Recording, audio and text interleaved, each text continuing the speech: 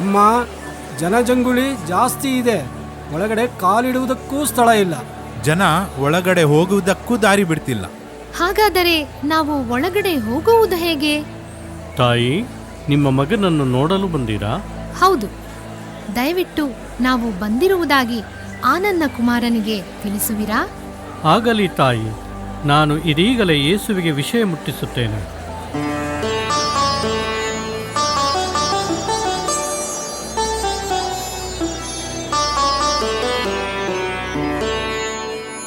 ಪ್ರಭು, ನಿಮ್ಮ ತಾಯಿ ಮತ್ತು ಸಹೋದರರು ಹೊರಗೆ ನಿಂತಿದ್ದಾರೆ, ನಿಮ್ಮೊಡನೆ ಮಾತನಾಡಬೇಕೆಂದಿದ್ದಾರೆ.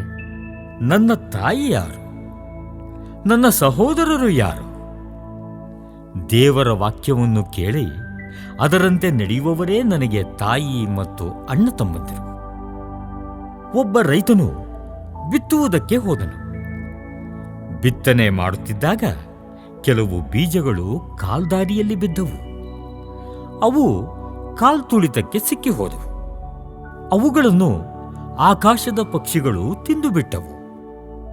ಮತ್ತೆ ಕೆಲವು ಬೀಜಗಳು ಕಲ್ಲು ಭೂಮಿಯ ಮೇಲೆ ಬಿದ್ದವು. ಅವು ಮೊಳೆತಾಗಲು ತೇವವಿಲ್ಲದ ಕಾರಣ ಒಣಗಿ ಹೋದವು. ಇನ್ನು ಕೆಲವು ಮುಳ್ಳು ಪೊದೆಗಳ ನಡುವೆ ಬಿದ್ದವು. ಮುಳ್ಳು ಪೊದೆಗಳು ಅವುಗಳ ಜೊತೆಗೆ ಬೆಳೆದು ಸಸಿಗಳನ್ನು ಅದುಮಿ ಬಿಟ್ಟವು. ಇನ್ನೂ ಕೆಲವು ಬೀಜಗಳು ಹದವಾದ ಭೂಮಿಯಲ್ಲಿ ಬಿದ್ದವು. ಅವು ಬೆಳೆದು 100 ಮಡಿ ಫಲವನ್ನು ಕೊಟ್ಟವು. ಕೇಳುವುದಕ್ಕೆ ಕಿವಿಯುಳ್ಳವನು ಕೇಳಿಸಿಕೊಳ್ಳಲಿ. ಗುರುವೇ, ಈ ಬಿತ್ತುವವನ ಸಾಮತಿಯ ಅರ್ಥವೇನು? ಈ ಸಾಮತಿಯ ಅರ್ಥ ಹೀಗಿದೆ. ಬೀಜ ಎಂದರೆ ದೇವರ ವಾಕ್ಯ. ಕಾಲ್ದಾರಿಯಲ್ಲಿ ಬಿದ್ದ ಬೀಜಗಳು ಎಂದರೆ ಆ ವಾಕ್ಯವನ್ನು ಕೇಳಿದವರು. ಆದರೆ ಅವರು ವಿಶ್ವಾಸಿಸಿ ಜೀವೋದ್ಧಾರವನ್ನು ಪಡೆಯದಂತೆ ಸೈತಾನನು ಬಂದು ಆ ವಾಕ್ಯವನ್ನು ಅವರ ಹೃದಯದಿಂದ ಕೂಡಲೇ ತೆಗೆದುಬಿಡುತ್ತದೆ. ಕಲ್ಲು ಭೂಮಿಯ ಮೇಲೆ ಬಿದ್ದ ಬೀಜಗಳು ಎಂದರೆ ದೇವರ ವಾಕ್ಯವನ್ನು ಕೇಳಿ ಸಂತೋಷದಿಂದ ಸ್ವೀಕರಿಸಿದವರು. ಅದು ಅವರಲ್ಲಿ ಬೇರೂರದ ಕಾರಣ ಅವರು ಸ್ವಲ್ಪ ಕಾಲ ವಿಶ್ವಾಸಿಸುತ್ತಾರೆ. ಶೋಧನೆಯ ಸಮಯದಲ್ಲಿ ಅದನ್ನು ತೊರೆದು ಬಿಡುತ್ತಾರೆ. ಮುಳ್ಳು ಪೊದೆಗಳ ನಡುವೆ ಬಿದ್ದ ಬೀಜಗಳು ಎಂದರೆ ದೇವರ ವಾಕ್ಯವನ್ನು ಕೇಳಿದ ಇನ್ನಿತರರು. ಆದರೆ ಕಾಲಕ್ರಮೇಣ ಬಾಳಿನ ಬವಣೆಗಳು, ಐಶ್ವರ್ಯದ ವ್ಯಾಮೋಹಗಳು ಹಾಗೂ ಸುಖ ಭೋಗಗಳು ಇವರನ್ನು ಅದುಮಿ ಬಿಡುತ್ತವೆ. ಅವರ ಫಲ ಪಕ್ವವಾಗುವುದಿಲ್ಲ. ಹದವಾದ ಭೂಮಿಯ ಮೇಲೆ ಬಿದ್ದ ಬೀಜಗಳು ಎಂದರೆ ದೇವರ ವಾಕ್ಯವನ್ನು ಕೇಳಿ ಅದನ್ನು ಸದ್ಗುಣಶೀಲ ಹಾಗೂ ಸಾತ್ವಿಕವಾದ ಹೃದಯದಲ್ಲಿಟ್ಟು ಸಹನೆಯಿಂದ ಫಲ ತರುವವರು.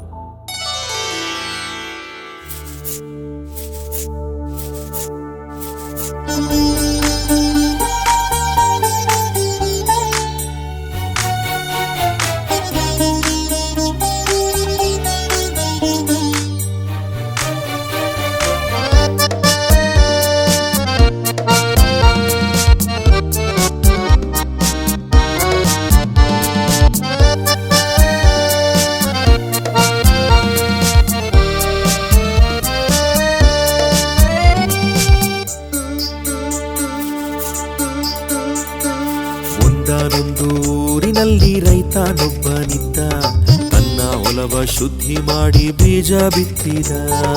ಒಂದಾನೊಂದು ಊರಿನಲ್ಲಿ ರೈತನೊಬ್ಬನಿದ್ದ, ತನ್ನ ಹೊಲವ ಶುದ್ಧಿ ಮಾಡಿ ಬೀಜ ಬಿತ್ತಿದ.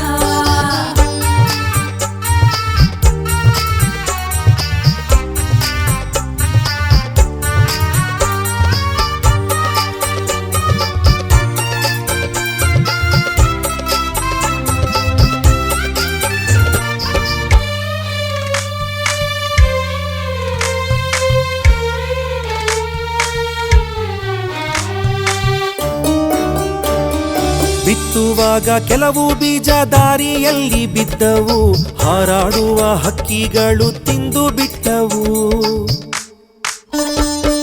ಬಿತ್ತುವಾಗ ಕೆಲವು ಬೀಜ ದಾರಿಯಲ್ಲಿ ಬಿದ್ದವು, ಹಾರಾಡುವ ಹಕ್ಕಿಗಳು ತಿಂದು ಬಿಟ್ಟವು.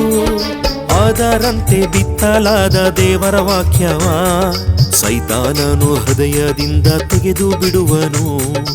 ಅದರಂತೆ ಬಿತ್ತಲಾದ ದೇವರ ವಾಕ್ಯವ ಸೈತಾನನು ಹೃದಯದಿಂದ ತೆಗೆದು ಬಿಡುವನು. ಒಂದಾನೊಂದು ಊರಿನಲ್ಲಿ ರೈತನೊಬ್ಬನಿದ್ದ, ತನ್ನ ಹೊಲವ ಶುದ್ಧಿ ಮಾಡಿ ಬೀಜ ಬಿತ್ತಿದ. ಒಂದಾನೊಂದು ಊರಿನಲ್ಲಿ ರೈತನೊಬ್ಬನಿದ್ದ, ತನ್ನ ಹೊಲವ ಶುದ್ಧಿ ಮಾಡಿ ಬೀಜ ಬಿತ್ತಿದ. ಓಯ್ಯಾರೆ, ಓಯ್ಯಾರೆ, ಓಯ್ಯಾರೆ, ಓಯ್ಯಾರೆ, ಓಯ್ಯಾರೆ, ಓಯ್ಯಾರೆ.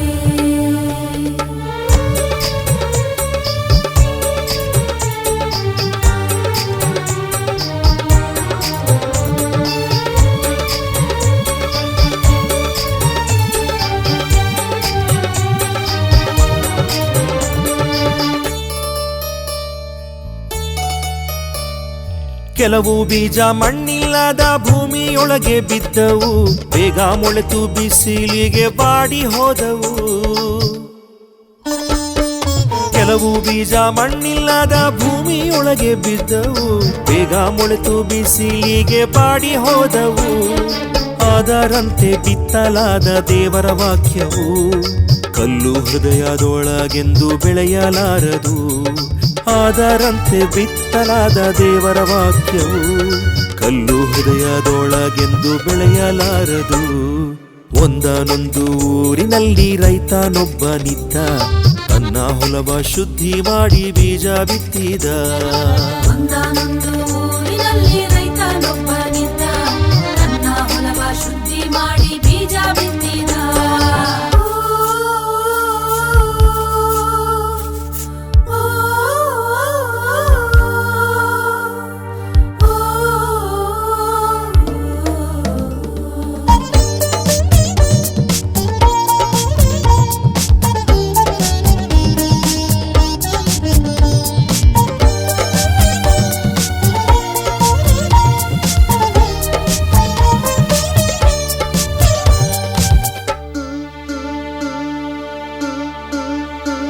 ಮುಳ್ಳು ಪೊದೆಗಳ ನಡುವೆ ಕೆಲವು ಬೀಜ ಬಿದ್ದವು, ಮುಳ್ಳು ಬೆಳೆದು ಸಸ್ಯಗಳ ಅದುಮಿ ಬಿಟ್ಟವು.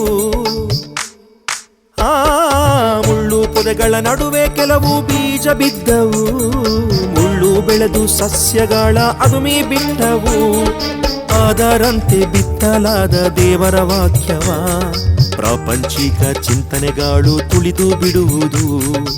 ಅದರಂತೆ ಬಿತ್ತಲಾದ ದೇವರ ವಾಕ್ಯವ ಪ್ರಾಪಂಚಿಕ ಚಿಂತನೆಗಳು ತುಳಿದು ಬಿಡುವುದು.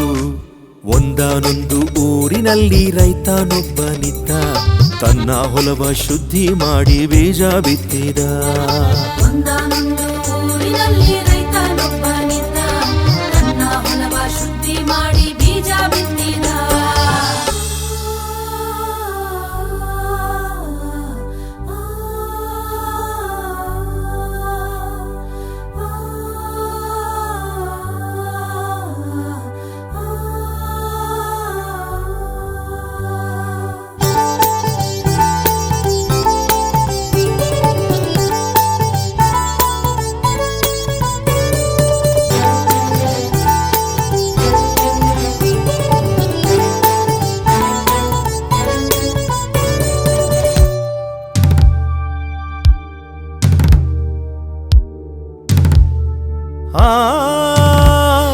ಹದವಾದ ಭೂಮಿಯಲ್ಲಿ ಬೀಜ ಬೀಳಲು ಮೊಳೆತು ಬೆಳೆದು ತೆನೆಯ ಬಿಟ್ಟು ಫಲವ ಕೊಟ್ಟವು.